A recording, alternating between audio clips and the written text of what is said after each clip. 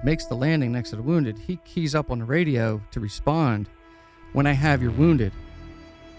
And it just, radio shuts off. The motto of the school was flying above the best. You know, his hand gets blown back and the stick pulls back, moving the helicopter.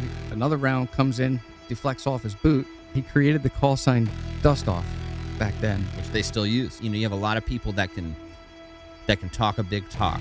Oh yeah. There's only a few that will actually put their body on the line in that situation, and you know, more times than not, you see it with these CASEVAC guys. I am Colby Sumner, and this is America, Fog of War. Pride of our nation, this day have set upon a mighty endeavor, a struggle to preserve our republic. Men's souls will be shaken with the violences of... The cost of freedom is always high, but Americans have always paid it. And one path we shall never choose, and that is the path of surrender. I can hear you! I can hear you! The rest of the world hears you! It's the people! It's the people who knock these buildings down! Well, hear all of us! We're told that on his body was found a diary. Under the heading, My Pledge, he had written these words: America must win this war. Therefore I will work, I will save, I will sacrifice, I will endure.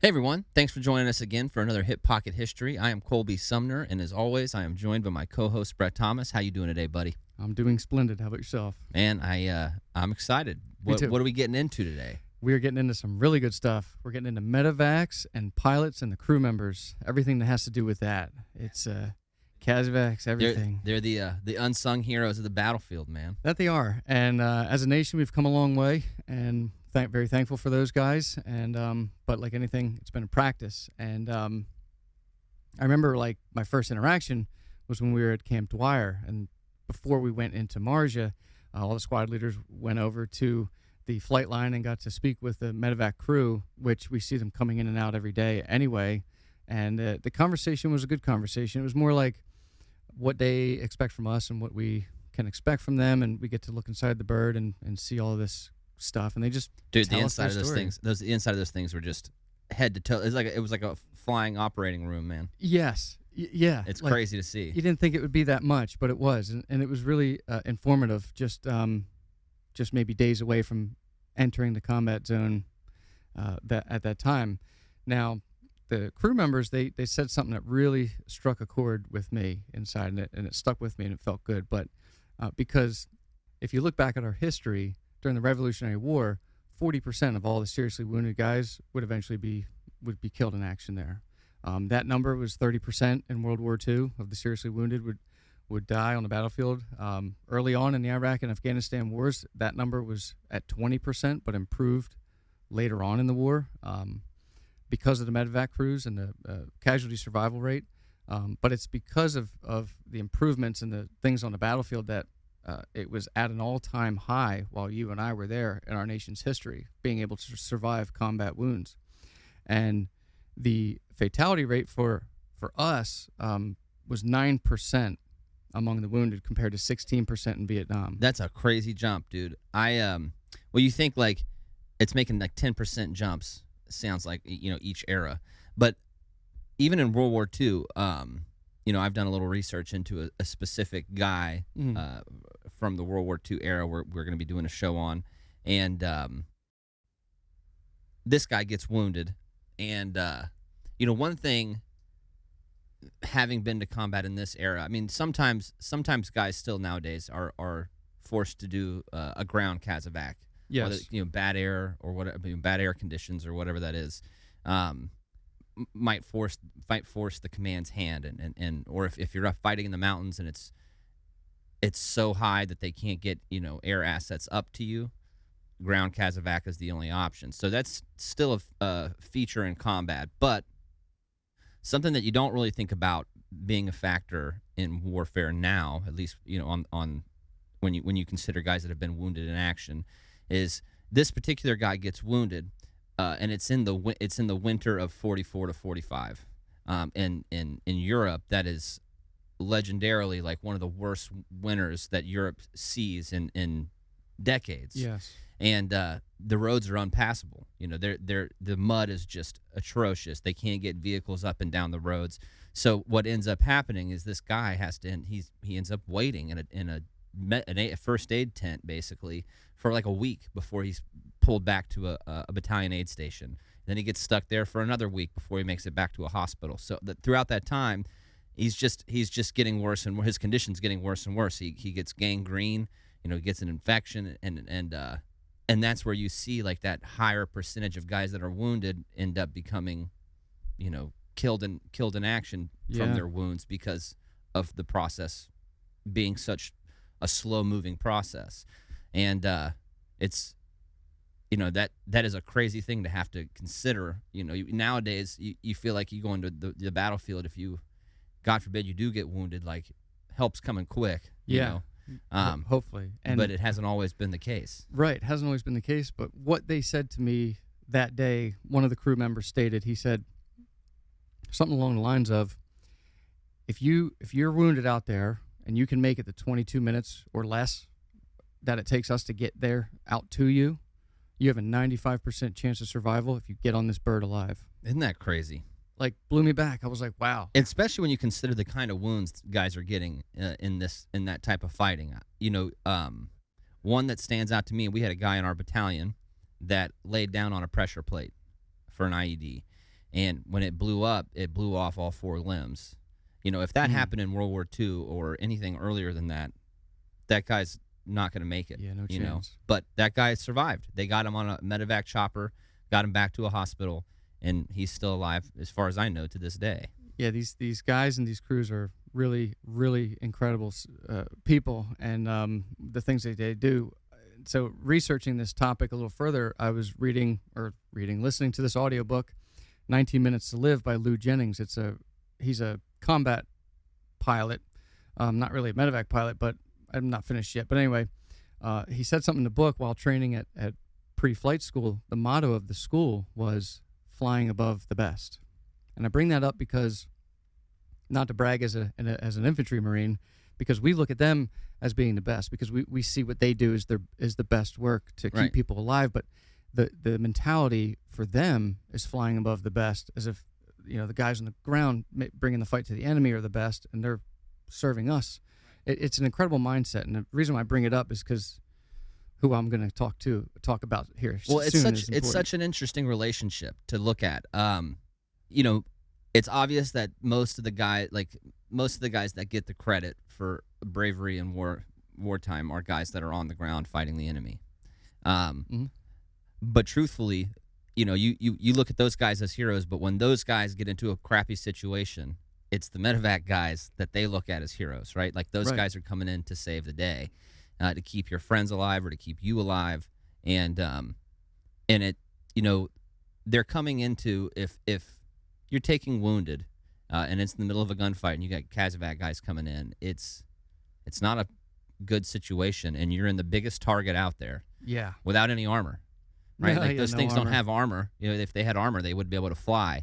I remember being super new in the Marine Corps, getting ready for our first deployment. When we were vehicle mounted on our first deployment. We were in Humvees, and I remember our senior guys telling us, our sergeants and all that, telling us, if we get into contact, if you're not a gunner up in the turret, get away from the vehicle, because they're bullet magnets, because they're the biggest target on the battlefield. Yeah, they're the easiest thing to see.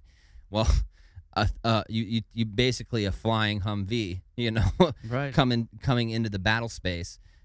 That's the easiest target to see, and everybody's, every enemy's weapon is going to be now concentrated on that helicopter. Yeah, frightening task, and it's a lot of responsibility to be a pilot and a crew member up there to maintain that bird in flight. And it's also interesting because one quick thing is, these air wingers and the grunts, like, we don't know each other. There's no relationship, but the relationship has to happen right there on the battlefield, and we perform, they perform, and it just works. It's an incredible thing. Now, so I want to introduce you to this guy. Let me take you to January 11th, 1964, with Major Charles Livingston Kelly. He takes over command of the 57th Medical Detachment at Tan Son Hut Air Base. Now, I bring him up because I think he sets the standard for what helicopter medevacs do in the future. And also, he created the call sign Dust Off back then. Which they still use. Yeah, same call sign. It's never changed throughout from Vietnam till now. It's still the same call sign. So I think that's a pretty neat thing to know about. But for him, this was not his first time around. This is his third war. He's World War II, Korea, Vietnam, and this guy, he racks up an average of 150 flight hours per month. Man, it's a lot of flying, dude. Yeah, and now, but what he's doing is he's flying night rescues. He's flying around at night picking people up on his normal. That's just what is normal to him. And the Army finds it. They kind of investigate it, and they're like, "What are you doing? This is a little bit not really that safe." Like, well, yeah. I mean, I think about guys that are doing night ops in an era before night vision optics, and it blows my mind. Yeah, especially there's going to be a lot of people that don't quite understand how dark certain places in the world are, and somewhere like Afghanistan or somewhere like Vietnam, especially in that era, out in the middle of nowhere, essentially. There's no major cities that are giving off this illumination, right? That kind of brightens the sky at night. When you're out in the middle of nowhere and it's nighttime, dude, it is darker than ever. And listen, anything gets in the way of that rotor on the top of the helicopter, it's game over, right? Yeah. They're flying around triple canopy jungle. There's all kind of things that could end up in that rotor.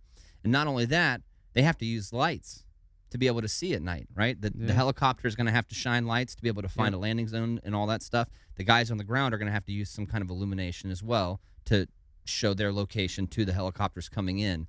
Yep, dude, you're just waving a signal flag at the enemy, going, "Here I am, shoot at me." You know, it's crazy. I mean, we have this thing in the military still, like the smoking lamp, right? Like light and noise discipline. Yes. And for those that don't know, they're really strict on when you can and can't smoke cigarettes in the military, because you don't want to give away your position at nighttime. So you'll have guys that'll take the spring out of their magazine and try to smoke cigarettes inside the magazine, the M16 magazine, and all these little tricks of the trade. But if you just see the cherry at the end of that cigarette at nighttime, it stands out like you can see it for miles. You feel like. Yeah. So imagine seeing a helicopter come through the air with a spotlight coming down off of it. You could see that thing coming forever. Yeah, and hear it too. Yeah, it's just that's a dangerous proposition. Well, this guy, Major Kelly, he was all about doing that, and he was good at what he did. And one of his comrades, Captain Patrick Brady, said, quote, "If we encountered a situation beyond our capability, we called Kelly, but we never left a patient on the field." And so what's crazy cool about that is because Major Kelly, he'd be doing missions all over the place, and just if he came across wounded, he'd go pick him up, bring him with him, and he would do like maybe 10 to 15 of these a night, where normally anybody wounded out there would have to wait till morning, and the possibility that they could possibly pass away would be greater. But he was coming to pick them up because nobody was going to stay out there on his watch. Yeah, man. I mean, you think about a guy that's like gut shot. He's not going to last the night, Oh, yeah. You got a guy that's stepped on a landmine or there's all kind of things where time is not your, long amounts of time still on the battlefield is not your friend. And just that goes back to that mentality of you're flying above the best, and they're trying to do everything they can to support them. You as a guy that has been on the ground, you can't help but have all the admiration for that, because they're like your lifeline, man. Someone that has the balls essentially to do that. You're forever in their debt. Yeah, absolutely. Forever in their debt is a good way to say it. So this guy, this one mission, there was a fixed wing pilot went down, crashed in Vietnam, and Kelly, they got the call, and Kelly and his crew, they get into the area, and they locate the crash site, and they're spinning around, flying around, trying to figure out best way to get in, and they take incoming rounds. Hits the bird. So instead of dipping out, he makes a beeline right for the crash site, right in there. Bam. No hits the hesitation. deck. No He's hesitation. just in. Hits the deck. They jump out, engage the Viet Cong as best they can, grab that down pilot, and once again rise up to safety and save another life. And it's such that's such a short story to tell, but you think like, dude, that's a bad situation to be in. Yeah. It's not like he's flying into an infantry battalion or an infantry company engaged with Viet Cong or NVA forces where there's a little bit of security on the ground, right? Yeah. They're going to rescue a downed pilot. That's the only American down there. Right. So the only like support they have is who's on the helicopter with him, and you don't know how big the enemy force is that's down there trying to maneuver on that downed aircraft. And typically, if the NVA or the VC saw aircraft go down, they would send a large force towards it because they knew someone's going to try to come rescue that pilot. Yeah. Right. It's incredibly dangerous, man. A lot of those guys ended up in the Hanoi Hilton for many years as POWs, but Kelly goes down and gets this guy. Like, just the feeling of being that lone guy down there, and this guy comes in to save you, just probably incredible with saying the least here. But now going a little bit further, on July 1st, 1964, different situation. There's a fight on the ground. There's a hot LZ. Major Kelly's coming in to rescue some guys, some wounded, and he knows where he's coming in for the landing, and as he's coming down to land next to the wounded, he gets the call, like they're trying to wave him off, like, don't come in, it's too hot down here, like too much going on. Well, he makes the landing next to the wounded. He keys up on the radio to respond, "When I have your wounded," and it just, radio shuts off. End of transmission. Unfortunately, incoming rounds pierced through the bird, pierced right through his heart, and he was killed instantly. Another crew came down, flew in, landed, tried to get him and revive him, unsuccessfully. And unfortunately, he became the 149th American to die in Vietnam. But the thing to think about there is, he never eased up on it. Like, that guy, it's guys like that that deserve all the respect. Yeah. They know what they're going into, right? He's been in 3 wars. The dude knows that you know that there at any moment your number could be called. Your ticket could be punched, and but he's unrelenting on his morals, right? Like, no, there's guys wounded down there. I don't care how dangerous it is. I'm gonna go. Yeah. And he gave the ultimate sacrifice in that, and to uphold those morals. And it's incredible, man. You have a lot of people that can talk a big talk. Oh yeah. There's only a few that will actually put their body on the line in that situation.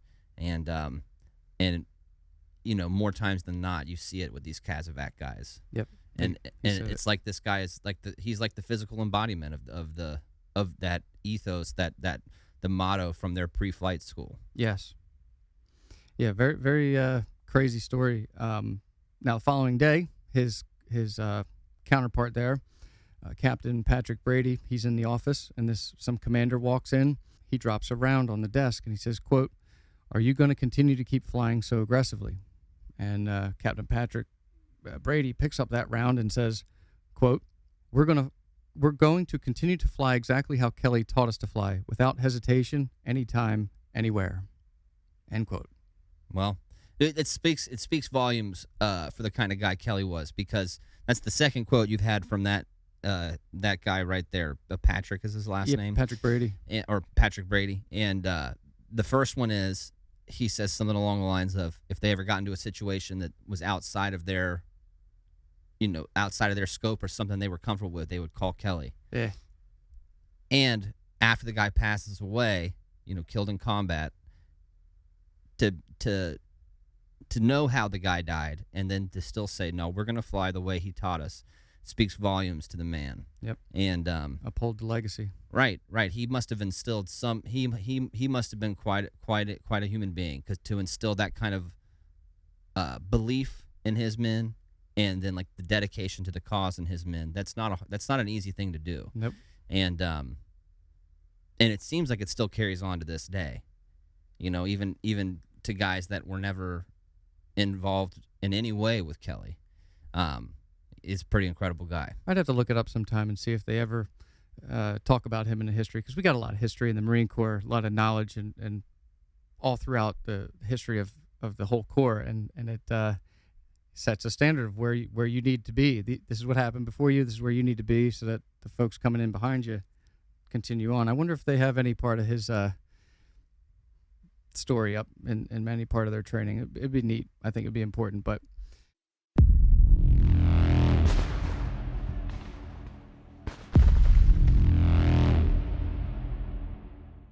My time in the military and in combat taught me the importance of being prepared. A lot can happen on the battlefield that can lead to tragedy, and I never wanted to face the consequences of failure due to a lack of my preparedness, especially when my brothers were counting on me. That's because my squad was my family. Now that I've finished my military service, what I need to do to prepare has changed, but my responsibility to ensure I am properly prepared for any eventuality remains the same. That's why I called Health Markets. One of their licensed agents took the time to examine every aspect of my family's protection and created a personalized solution of coverages that would safeguard my family and keep us prepared to face whatever the future could throw our way. So that if I find myself in the hospital, out of work from an illness or injury, or reach that inevitable last breath, I can know that my family won't ever suffer the added tragedy of financial desperation. So go to www.healthmarkets.com to connect with an agent and make the preparations you need to face any eventuality today.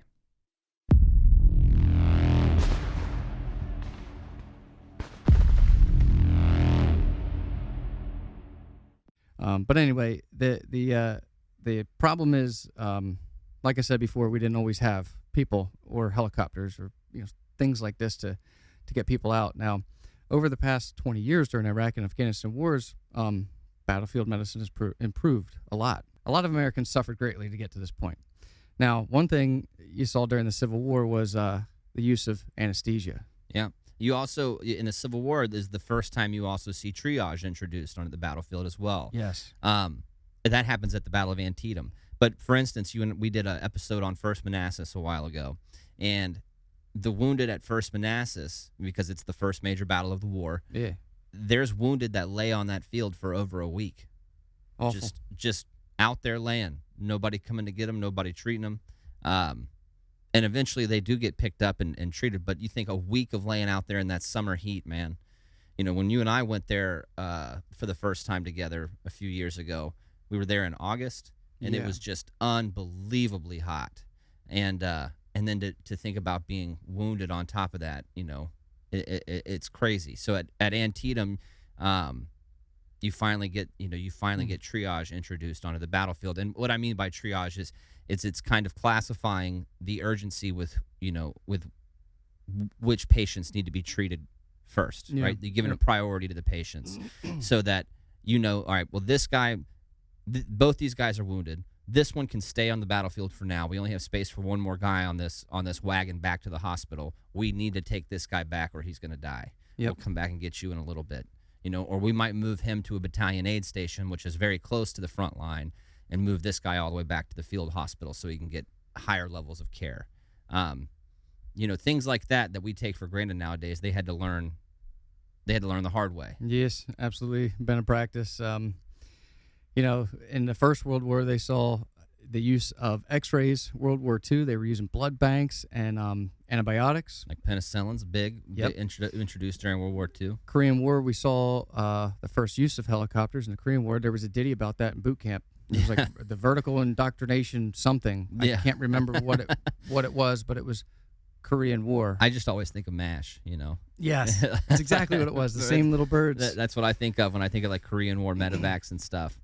Yeah, and now, in Vietnam, as we heard in the story before, these medevac, these guys, flight surgeons, the idea was just to get the wounded off the battlefield, get them off the X, and fly them back as quickly as possible to the hospital. Now, in Vietnam, about 3,000 pilots and crewmen flew these helos into the combat zones to make rescues and save over 100,000 severely wounded guys, and 33% became casualties themselves. So it's a dangerous job. Very dangerous job for them. And the difference between what changed from then till now in the Iraq and Afghanistan wars is it's bringing trauma to the wounded the moment they're picked up. Trauma care to the wounded. Trauma care. So it's like Vietnam, get them off the X, fly them to the hospital. Today, or the last 20 years, it was bring that care immediately. As soon as they're picked up on the bird, let's care for them now. So that's why these crew members are like flight surgeons. So they already have care before they meet an actual surgeon. It's funny you say that. Anytime we had Army crews, we had some naval crew, not a lot of naval crews, but some. But the ones that I remember interacting with the most, whenever we would call in a CASEVAC, were Air Force crews, and those guys in the medics in the back inside the Blackhawks, those guys were PJs, the pararescue PJ the jumpers for the Air Force, and those dudes really were like flying surgeons, man. I mean, they were incredible, and just. Dude, balls the size of Texas. They would come into a hot LZ like it was nothing. And I say that because you don't always have that experience with helicopter pilots. And I don't mean to talk crap on anybody. But like resupply runs, for instance, I was in I had done this long op. Actually, we did it with some British Army guys. It was like early on. A tandem operation. And we had been in a long gunfight. It like 2-3 days long, and everybody's getting low on ammo and water, and we need a resupply. Well, you remember how they'd have everything on a crate, like a big pallet, crate pallet stacked up. Yep, and then they would have that hanging from one of those long wires from the bottom of a Blackhawk. Well, this guy's bringing it in, and they're probably, the bottom of that pallet is probably 150 feet off the ground still, and they take a pop shot from an AK-47. Dude, that dude cut that cord so fast and was out. And I remember watching this pallet with all our ammo and water fall from 150 feet, hit the ground, and just woof everywhere. I mean, ammo and water went everywhere. Now we're having to low crawl in the middle of a gunfight. Everybody has a sandbag. We're low crawling out there and trying to find little bits of ammo and bottles of water, and we're stuffing them into these sandbags and then low crawling back into the compound just to get all of our supplies. And that's, again, because they don't have armor. They are a target, but these MEDEVAC guys were a different, cut from a different cloth. They would come right on in. Right, and I can understand it though, because as a pilot, you're responsible for your ship the same way you're responsible for your stuff on the ground too. So you don't want to lose the ship. Yeah, I don't know. You don't want it to turn into a bigger problem, right? Like, right. Anytime a bird goes down, whatever the situation was, it's just gotten worse. Yeah. Priorities change. So I get it. But at the same time, you're like, If you're that guy on the ground, you're like, come on, man. Let me fill my sandbag with all the best here. Thanks. But at least they brought it, I suppose. But anyway, I want to bring up this next guy. I think he brings a really interesting story, and he leaves behind an incredible legacy. And let me take you out to October 2nd, 1969. MEDEVAC pilot, Chief Warrant Officer 4, Michael Novosel Sr. and his crew, they'd been flying missions that day already for 7 hours before they received word about this next one. Let's talk about 7 hours worth of combat ops, dude. Oh. Just to make the point here, you can be in a 30-minute gunfight, and when that fight's over, the adrenaline dump that you experience in the gunfight starts to subside, and you are immediately exhausted. Yeah. Oh, yeah. You got nothing left, right? But to do 7 hours of flying into a combat zone, flying out, flying in, flying out, flying in, flying out, dude, I bet he was wiped out. Wiped out. Totally. I mean, just driving down 95 for 7 hours. You're like, I've been driving all day. I'm tired. Yeah. You're not worried about anybody shooting at you there. Yeah. You just keep going. But so this guy, this is the call he gets. They got some South Vietnamese troops. They're engaged against the Viet Cong, and three units. One becomes kind of trapped, pinned down. The wounded are pinned down, and he gets the call. He's going to go in and take care of these guys. So flying without any air cover, so this is like right by the Cambodian border, he makes the first attempt in the area, and he takes machine gun fire from around the clock, like everywhere, and he's forced out 6 times. Can't get in. So on the next attempt in, he makes it in successfully. But what he does once he gets down to the ground is he realizes the only way he's going to pull this off is to put the skids down and just coast along the ground with his helicopter picking up the wounded and load the wounded as he's moving. Yeah, once savage. Make your approach there, slow it down. They sit up, your crew pulls them on, Yank them on, yeah, and you just keep going like that. And he pulled out. He'd get like 9 or 10 wounded aboard, max out the capacity of the Huey, fly them back, and then come back into the combat zone. Same approach, same way, get down, moving along, and he does this a total of 3 times. Now, on a 3rd time, they must have went over a guy, and one of the crewmen saw this dude waving a flag on the ground behind them. So he throws this thing in reverse, and he's skidding back. This dude, just think about the control it takes to be able to do that with a helicopter. Yeah, like on the ground. Like freaking nuts, man. You're on the ground. It's nuts. The skill is incredible. And so they're backing up to get this guy now. And in front of them, this NVA soldier pops up with an AK. Full 30-round mag, just starts unloading from 30 yards away, right on Mike Novosel. Right into the windshield. Yeah, his crew. And things get crazy. So they're trying to pull this guy on board. Mike Sr. gets his hand shot, and it deflects. His hand gets blown back, and the stick pulls back, moving the helicopter. Another round comes in, deflects off his boot. So he pulls his leg up, and his other leg shot forward and kicked the pedal. So this thing's going all over the place now. This thing's going all over the place. There's rounds are hitting the windshield, splintering through. Like, it's just awful situation, and he's losing control of this helicopter. Now, the only thing that he can do in the moment is reach down and grab that throttle to try to rise up, give it full throttle and get up. Yeah. And but the dude that they were rescuing falls out and lands on the skids, like he's just hanging on, like he's sitting on the skids now. And they're going up. That's a scary proposition, dude. That's not a position you want to be in. They're going up and all over the place, like it's crazy. But by the time they get about 60 feet in the air, he gains control of the stick, levels the bird out. They pull that guy on board. Co-pilot jumps up in the front, and they're back out. They're on their way. Crazy, man. Wounded.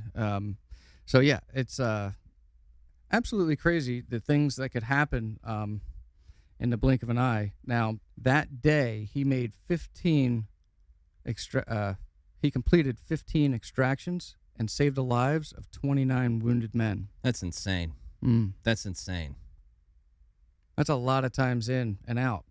15 times that you could be, killed. Yeah. Your bird could be hit and disabled there on the battlefield. You could be stuck with all those guys that are surrounded. It's 15 times that you could take any kind of round, just through the windshield like you did, but it ended up killing you. It's also 15 times that your bird could just flat out blow up. Yeah. If they get an RPG on you or anything like that. Because back then the fuel that they used was super combustible. Nowadays, that's not the case as much. You don't, when you see like a Black Hawk go down nowadays, you won't see a lot of fire around it, and that's for a reason, because in Vietnam they had a huge issue with this. They talk about it in John Plaster's Mac V SOG book. Okay. Because there's numerous stories about these Hueys catching on fire and them having to go in and try to get these guys that are still on board the Huey out before the Huey blows up. So that's 15 chances for any of that to happen, right? And just kept going back. Listen, it's chaotic down there, dude. You have no. I mean, at any point it could be your time to go. It takes that takes extreme bravery. Extreme bravery, and the bar is set high. Now, the new pilot I wanted to tell you about that came into Vietnam at the time, 2 months later, this guy, he requested to be assigned to the same unit as Mike Novosel, and his name is Warrant Officer Michael J. Novosel Jr. It's his son. Father-son duo. Father-son duo. You don't get a lot of those. No, not at all. Anywhere. And so when he arrives in country and he starts working with his dad, he informs his dad. So Sr. finds out that he's being recommended for the Medal of Honor for that day in October from his son. That's cool. So, yeah, That's word cool. on the street, Pops. Let me tell you. I heard you got put in for the big one. Yeah. You know. Right. And so these guys, during their tours, they overlapped for some time, and they flew missions as pilot, co-pilot together, sometimes on the same bird and sometimes not. But in March of 1970, Novosel Jr. and his crew, they were doing some mission, and they get shot down in their Huey. Well, his dad, Novosel Mike Sr., he hears the Mayday call go out, but he's at the moment like 15 minutes away, but he's wrapping up another mission with some wounded on his bird. While he's finishing that, he drops them off. He receives confirmation that your son is still alive and his crew members are still alive, and they're taking cover and they need help. So he bolts over there. Could you imagine the panic that dude was feeling? Oh, I know. Yeah, Because, like, you know, he does it all the time, but it's different when it's your son. certainly. You know? Certainly. The panic. A 15-minute flight must Just feel like sheer- a lifetime. Dude, it had to have been just unbelievable amounts of panic. But, like, he has to keep it together too. You Yeah. know? He's got to get there and do the job. Be a pro, be a boss. But he goes down, medevacs his son and crew, and gets him out of there successfully. So that's an incredible thing. Now, this is the cool part. 7 days later, just 1 week, okay, Novosel Sr., same thing. He's on a mission. He gets shot down. He's in some muddy rice paddy somewhere. And who comes to rescue him?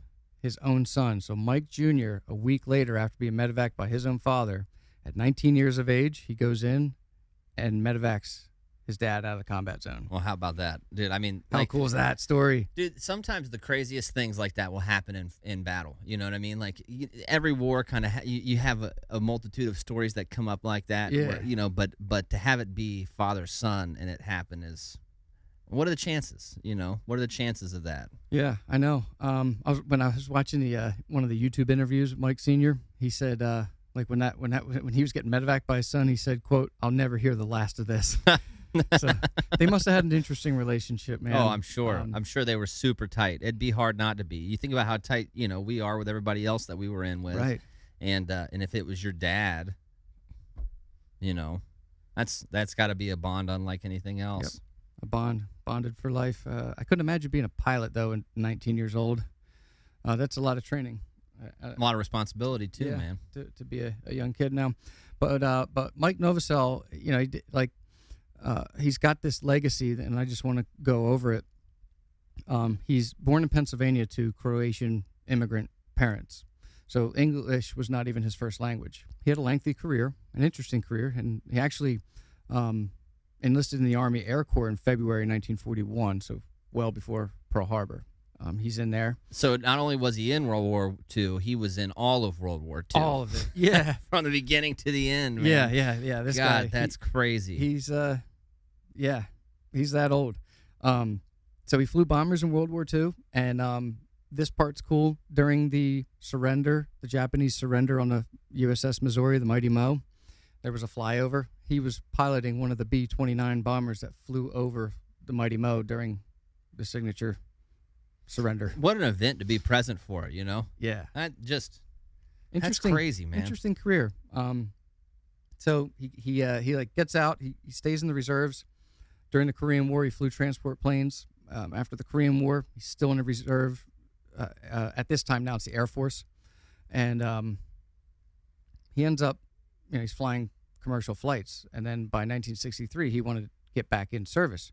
Vietnam War's coming in, and but at the time he was 42, and he was a lieutenant colonel in the Air Force Reserves. They wouldn't take him back, so he resigns his commission and joins the Army as a warrant officer. What a big, like, dude, to resign your commission as a lieutenant colonel. Yeah. To go be a chief warrant officer.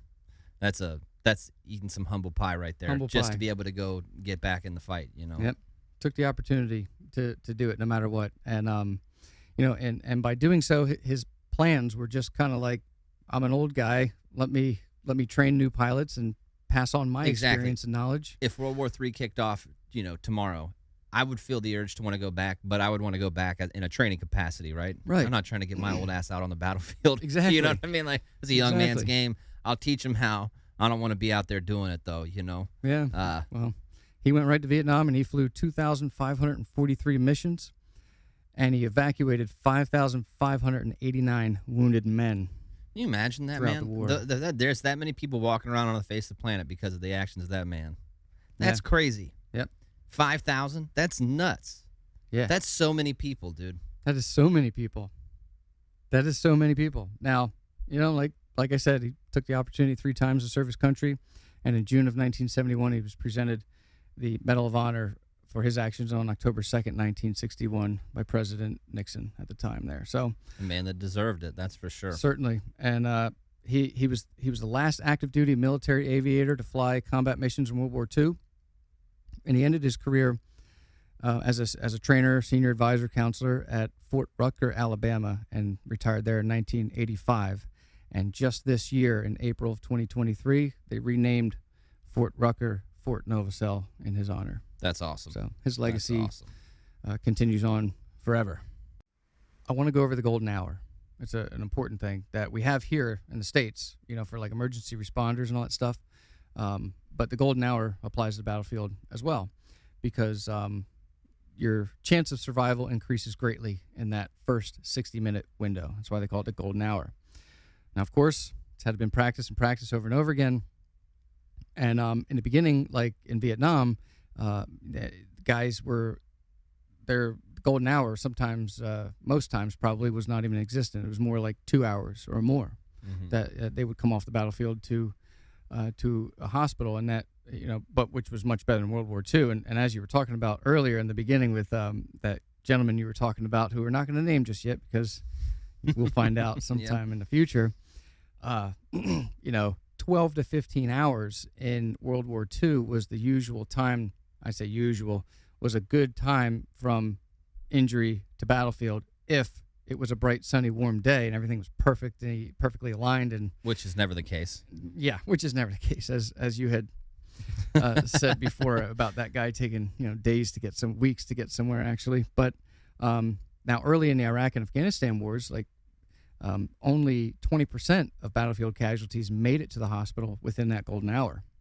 That's crazy. Yeah. Now, You think about how modern it was, too, you know? yes, modern, but like had to be brushed up again, you know?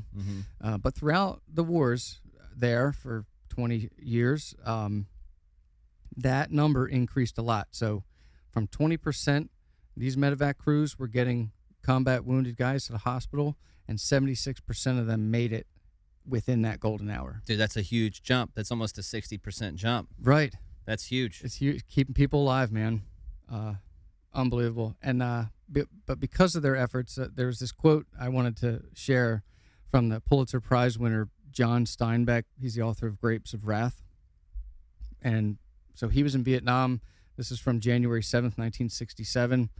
And flying out of Pleiku, he wrote the following about these helicopter pilots. I wish I could tell you about these pilots. They make me sick with envy. They ride their vehicles the way a man controls a fine, well-trained quarter horse. They weave along stream beds like swallows to clear trees. They turn and twist and dip like swifts in the evening.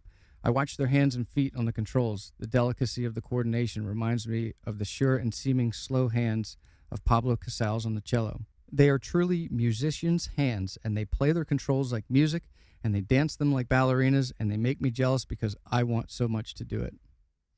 That's, I mean, you know, he's a phenomenal author, but there is so much poetry in what that dude said, and it's so accurate, too. These helicopter pilots, dude, you watch them maneuver their birds sometimes, and it's like, God, dude, how on earth are you doing that? Yeah. You know, guys landing with one wheel, like just one wheel touching down on the side of a mountain so they can get people out, you know, in an Osprey or something crazy like that. Like, Yeah. some of these guys are just so skilled at what they're doing. And there's such a finesse to it that it is an art form. Finesse. I And like it. I you know, that whole thing that he's talking about makes absolute sense to me. Yeah. You know, Here's a good question. How does a MEDEVAC helicopter get to you? you gotta call that joker Yeah, in with a hey, listen, everybody that's been wearing those 9-line shirts, Yes. You're about to find out. Pay attention now. Yeah. So it's called a 9-line. What is a 9-line? So I brought today a kill card. So in addition to like a dog tag that has your information on it, we had to carry these kill cards in your sleeve pockets. Yep. And you just had a stack of them. And on here had like some of your personal information and like, whatever, some of your serialized gear, but it also had the 9-line printed. So in the event you were down there having to call one in and like maybe you don't call them in all the time and you need to read something, you could use this as a reference. Little reference sheet. And so line 1 of the 9-line is at the pickup site is the grid, a 10-digit grid. Most important thing. Yep. What's your position? The pickup site, the frequencies. What's your call sign? What's your frequency? What's your radio frequency? All that stuff. Yep. Number 3 is number of patients by precedence, and that's where you get. See, this thing says 2 hours, but they were way faster than that. So they have urgent surgical, priority, and routine. Also convenience. So each one of them has a meaning. They're different. Yeah. Life-threatening. One's requiring this, that, and another. So that's what you call out on the radio. You were a routine one once, weren't you? Yeah. Had to be routine, yeah, for a kidney stone. Yeah. Yeah. I don't remember what they called it in as. I was just in so much pain had to for have so been long. routine, though. Had to be. But thankful they came. That's a whole nother story, though. But I got to ride on the MEDEVAC. Got to ride on the Black Hawk. That was crazy. But anyway, number 4, special equipment needed. So you're going to have either none or a hoist or an extractor or a ventilator. I remember that conversation we had with the MEDEVAC crew in the beginning. They would talk about, like, if you have a stretcher or a litter, like, say that, let us know. Because they're going to hop off with one. Well, they'll give you one in return. Like, if you tell us that you're giving us one, we'll give you one back empty. Yeah. So you don't have to move guys around. You just put them on. So any special equipment. Number 5, number of patients by type, litter or ambulatory. So are they on a stretcher or are they able to walk? Like, let them know. Security at the pickup site. No enemy, possible enemy troops. Enemy troops, take caution. Or enemy troops, bring an escort ship with you. Have an Apache or a Cobra with you because it's crazy down here. Yeah. This is a lot of information to get. Like, these guys really need this stuff. And I don't think people realize how you have to go through this. You're going through this quick. Right. It's not like this is a long radio conversation. You're doing this very quickly. It's a quick exchange, and they gather that information. There's no time for, what'd you say? Or what, just go. Markings at the pickup site. How are you going to mark it? How you going to mark the LZ and all that stuff. Panels. We had that big orange panel panel about the size of this desk. It was like unrolled. I had to carry one of those around all the time. Yeah, those are worthless. More often than not, though, I felt like we used smoke. Yeah. Certain color smoke. Panel, pyro, smoke, none, or other. Pyro we use sometimes, too, the pop-up flares. Mm-hmm. If they'd work, sometimes those things, you'd get so aggravated at those things they wouldn't work, Yeah. That, I got a whole nother story about that, too, but crazy stuff. But patient nationality and status, they want to know, is it a U.S. military, U.S. civilian, non-U.S. military, non-U.S. citizen, or a detainee? Like, what are they coming to pick up? Number 9 is NBC contamination, so your neurological, biological... nuclear, biological, nuclear, chemical. Yeah, nuclear, biological, chemical, all that stuff. And there's actually... You wouldn't know it, but there's actually 10 lines to the 9-line. And that last thing is the battle roster number, which was your initials and your last 4 of your social. Yeah, initials, last 4 of your social, and your blood type.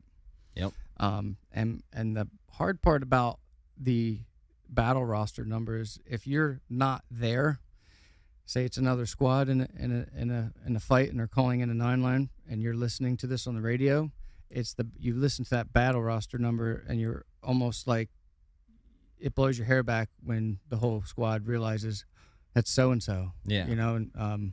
So that's a 9-line. Because if it was me, it'd be Charlie Sierra, my last 4. Yeah. And then be positive. Yep. Right. Yep. But you'd have to guess as to who Charlie Sierra is. Yeah, who's there Charlie might be, Sierra? There might be a few guys with that same initial, you know.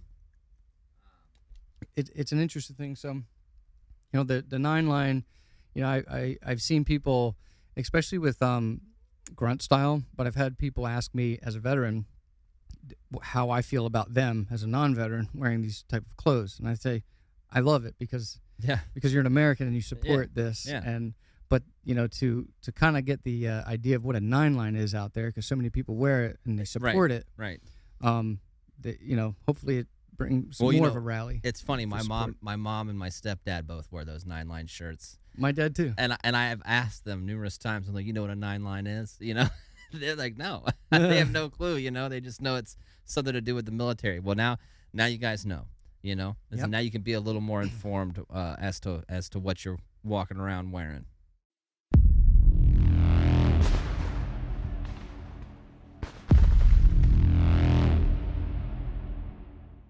This episode brought to you by Civil War Trails. With over 1,300 sites to explore across 6 states, Civil War Trails is the world's largest open-air museum. Drive the Gettysburg Campaign turn by turn. Paddle past Frederick Douglass's birthplace or hike to remote artillery positions. Follow Civil War Trails and create some history of your own. Civil War Trails is not just about the adventure. When you stand in the footsteps of history, these stories become more relevant than ever before. Visit civilwartrails.org to request a brochure today.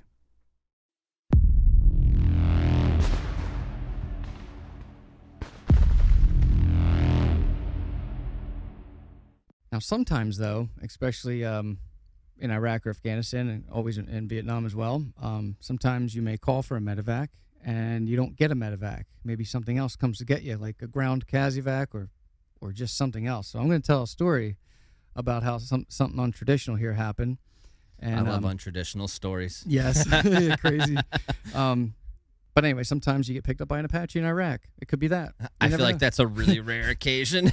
Yeah, you know what that's I pretty mean? rare. Like, it's only 2 seats. Right. They got And 2 it's pilots. an attack helicopter. They ain't got no business transporting people. Yeah. So this is in 2007. There was a firefight in Ramadi, and 2 pilots are operating this Apache helicopter. You know, probably just tearing things up down there, and they catch wind of a MEDEVAC that went out, and they find out that 40 minutes has gone by and the bird's not there yet. Right. So there's been this 9-line's been given out, call for help, and no one's on their way after 40 minutes. Right. So something fell through the cracks. Time is going.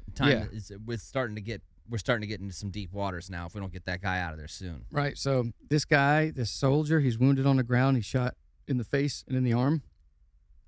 And Chief Warrant Officer 4, Kevin Purdy, and Chief Warrant Officer 2, Alan Christ, they were flying their last combat missions in Iraq that day. And they decided, we're going to go down and get that soldier who's shot up right now. They get down there to where the casualty is, and Chief Purdy, he asked Chief Christ, hey, do you feel comfortable giving up your seat for this guy? Now, just so everybody's aware, Chief Purdy is the guy in the rear seat. He's the pilot. The guy in the front seat is the co-pilot and the gunner.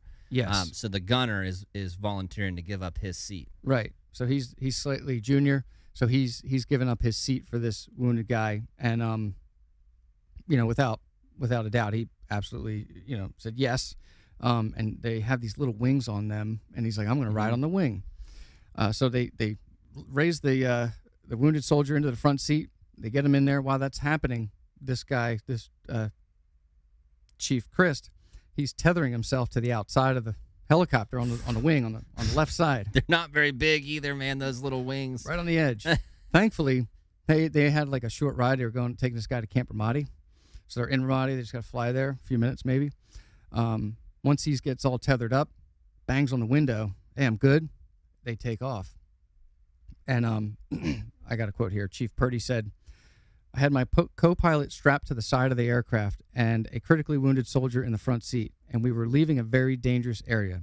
It wasn't a long flight, but it felt like it took forever. I bet it friggin' did. Think about the guy outside the chopper, dude. He had to have been thinking, man, I never thought in ever that I would be doing this, riding on the outside of a freaking Apache. Yeah, am I going to get in trouble? That's like, you know what it makes me think about? It's like, you ever see the Mission Impossible where Tom Cruise is on the outside of that the C-47 or whatever, Yeah. the big aircraft. He's on the outside of it. Yeah.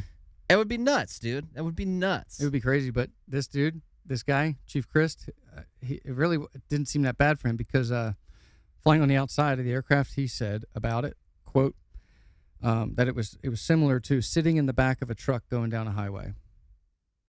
Still, Said it wasn't that bad. except you're, a few hundred feet in the air. Yeah. Yeah. Oh, In a dude, combat zone. So these that's guys, nuts, man. They get him over to Camp Ramadi, unload him. They both jump back in the bird, and they go right back out into Ramadi to get right back in the fight.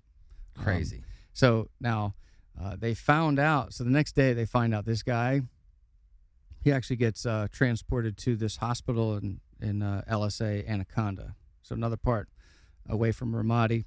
And they decided to pay him a visit. That's super cool. Like, It is cool, but I medevac get it pilots though. don't- they don't have time. They probably felt so like in a way responsible for that guy. You Yeah. know what I mean? Like that'd be a unique bond to have right there. Yeah. You know, And it would be cool to be a pilot and be like, well, I'm just going to go fly somewhere and visit I'm gonna somebody. go check on this kid, man. Check on him myself. Now, the soldier had been shot, like I said, in the jaw and the face and the arm.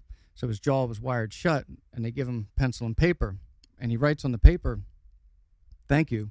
Sorry for messing up your helicopter." Because he's bleeding profusely. Yeah. And then these pilots, these guys, they find out that this wounded soldier, he had a package in already. He was getting ready to take his aviator test in like a few weeks or something like that. Like he was going to be a pilot How himself. crazy. Yeah, so they these guys pulled some strings. They made some phone calls, and they were able to do like some recruiting for him and get him down into the Texas National Army to where he could be guaranteed a spot down there. These two pilots, though, obviously they're the heroes in the story, but they didn't view themselves that way. They viewed themselves. They went on later to say that the soldiers that's down there engaging the enemy face to face, taking rounds to their face and body, like that's the hero, not us. Yeah, but So it's it's very heroic to be able to do something like that. Yeah. Strap yourself to the outside of an Apache just to get someone out of there. Yeah. That's not anywhere within their scope, right? Like evacuating anybody from the battlefield. That's not their job at all. Right. Um, And but- no matter what, that their chain of command, like they're probably like, you shouldn't have done that. Right. So there was always somebody. That's one of those things you ask for forgiveness, not permission. Right. Because if they would have asked to do that, they'd have been like, negative, absolutely not. Get back to base. You know? Right. But yeah, they just jump in and do it. So they decided to get that done. So it was really neat. But one of the most famous medevacs out there that a lot of people know about is from Ia Drang, early in Vietnam in 1965. Anybody that saw the movie We Were Soldiers takes place there. Now, interestingly enough, when I first was looking at this story, like I knew one guy. I knew Ed Freeman. Once I was speaking with you, you said Bruce Crandall. And I'm like, who's this guy? Okay, let me look him up. Well, I didn't know that they were working together. right, you get the CO and the XO of the air assets for that battalion. Major Bruce Crandall, nickname, call sign Snake Shit. Snake or Snake Shit.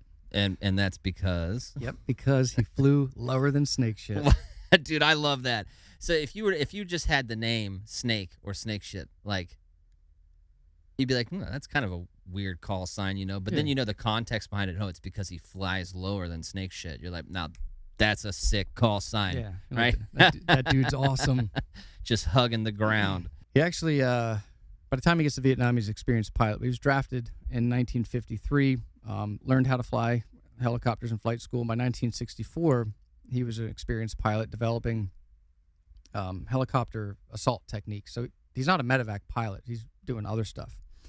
And arriving in Vietnam in 65, by the end of October, the NVA had come out of Cambodia and really engaged with American forces for the first time in the war on a large scale battle. So the command was like, well, we gotta get them before they get back into Cambodia.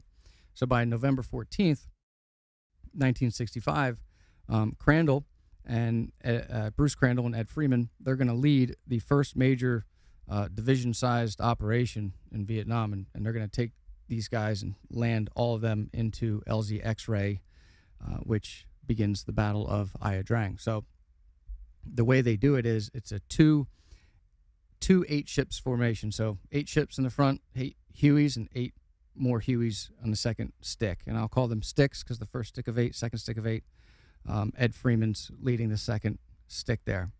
Artie softens up the target for about 12 minutes. When that last round hits, these guys are coming in, landing combat troops in the combat zone. And first few flights, first few drops in, perfectly fine. No, non-issue. On the fourth lift in, the second group of 8 received some incoming rounds. One of the ships had been hit so bad, but by the time they made it back, it had to be grounded. So now it's starting to pick up. On the fifth lift in, Snake, he's leading the first 8 aircraft, and he catches insane incoming rounds. The guys on his Huey, as they're touching down, as soon as they jump off the bird, they're getting shot, immediately wounded.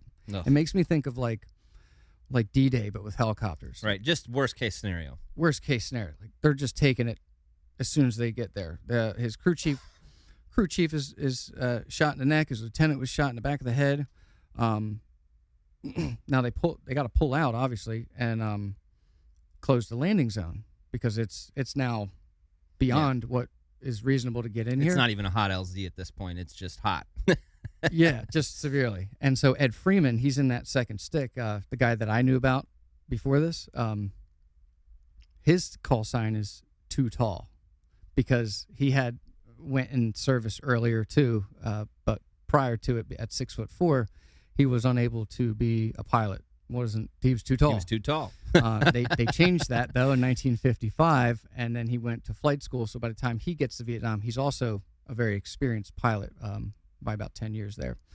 By that fifth lift in, I was saying they're now closing. The first stick goes in. They're now closing the landing zone. Well, Ed Freeman, he goes in, lands his guys, and immediately on his helicopter, including himself, all 4 of them are immediately wounded as soon as they touch down. They're dropping these guys in. Pop, pop, pop. They're all wounded. Crazy stuff. But anyway, it's a 14-hour day for these guys. Back and forth flights from this to LZ X-ray, back to this, trying to get more troops. But once the lifts ended, once there's no more lifts going in, Crandall and Ed Freeman, they decided to stick around. They're like, well, nobody's allowed in here, but let me keep eyes on. So the flight from where they were coming from was 7 minutes in and 7 minutes out. So they start doing resupplies, but Bruce Crandall, he's like, this is taking way too long. So while he's doing this, while he makes a run over there, picks up ammo and supplies, brings it back, picks up the wounded, goes back, he's coordinating over the radio, hey, the Fire Base Falcon, there's a Special Forces base closer by. So he gets the Chinooks to resupply the base there. And that's where he starts picking up resupplies from, cutting some time off that trip. Yeah, because he's realizing now, like, I'm not only doing resupplies, I'm doing medevacs too. So he's coordinating all this stuff from the air. He gets into the area. He's speaking on the hook with Hal Moore, the lieutenant colonel. Yep, lieutenant colonel. Yeah, famous guy. Mel Gibson in the movie. Yeah, Mel Gibson in the movie. He's speaking directly with him. Hey, coming in for more resupplies. And he radios, sure, I got you. Come on in, right? Well, they come in, and of course, they still take incoming rounds. And they just keep doing this. At one point, they get back to Firebase Falcon, and he sees 2 medevac choppers sitting there. He's like, "Hey, you guys, follow me," because his crew, of course, everybody knows like first aid and stuff, but right, they're not trained though. They're not trained like these guys are. So he says, "Follow me, land exactly where I do, how I do it." So, Snake, he goes in, lands, drops off his resupply, picks up wounded, pulls out. And the way he described the first medevac helicopter coming in was they came in a little bit too high. And this is not to knock medevac pilots or anything, but they haven't been flying with this. They haven't been flying with Snake shit. They don't know how low to. They don't know the name of the game yet. Right. And these could be brand new guys too, like without 10 years of experience in flight. So these guys come in, one lands, picks up 2 wounded. The other medevac was trying to come in, took rounds up in the air. Those medevacs got 2 wounded off the ground, brought them wherever they brought them, and never came back. Yeah, like that one, Naturally. that was enough. Yeah, one's enough. And so it's up to, Ed Freeman, it's up to Snake Shit and Too Tall to take care of these guys. So they're going to do this well into the night. Like, they're just doing this over and over and over again until they can get more supplies in and more wounded out well into the night. Now, after his 22nd flight, their 22nd flight, Crandall and Freeman, they had evacuated more than 70 wounded and ensured the entire survival of that battalion. That's crazy. Like, just those guys and their crew. Because had it not been for them continuously resupplying them. Yeah, the guys that have ran out of ammo, water. Listen, I Brutal. can't stress enough how important water becomes in the middle of a gunfight, dude. You Oh. know, you run out of water, that is a bad day. That's a bad day. Very, very, very And, bad. and then ammo is obvious. You know, that you don't have to explain that. You run out of ammo, you're out of the fight Yeah. in a modern war. That's not going to work. As they used to say, that dog just won't hunt. Yeah. Now, what's interesting also about what these guys are doing and how they're doing it for so long is the birds never shut down. So this method is called hot refueling. So when they come in with the wounded, they get the wounded off the bird and they're loading up all this ammunition. The pilot stays on the stick, doesn't shut down.